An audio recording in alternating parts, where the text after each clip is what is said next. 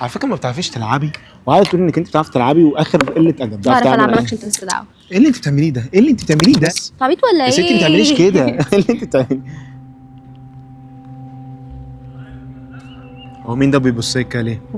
ده احمد. احمد ابن خالتك يعني ولا ايه؟ لا، ده اللي كان خطيبي. نور، ازيك عامله ايه؟ ازيك انت عامل ايه؟ انا تمام. ما عرفتناش يعني. ده عمر. مش لازم يعني تعرفني، مش شرط. فيها يا معلم، وانا عملت لك حاجه وانا ما تقدرش اصلا تعمل حاجه. في ايه يا جماعه؟ ما حصلش حاجه لكل ده يعني. عمر في حاجة معاك ولا ايه؟ لا مفيش حاجه يا يوسف. واضح من كلامك انك صاحب نور الجديد. ما انا لسه عارف برضه انك انت اللي مالكش لازمه القديم.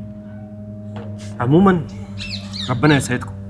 اتشرفت بمعرفتك يا عمر. ما اتشرفتش انا بقى. مبسوط اني شفتك يا نور.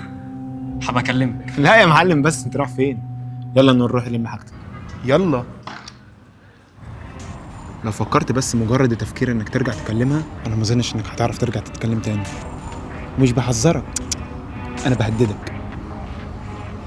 هو انت واثق من الخطوه دي في حياتك؟ اصل يعني لو كان فيها الخير ما كانش رماها تطير.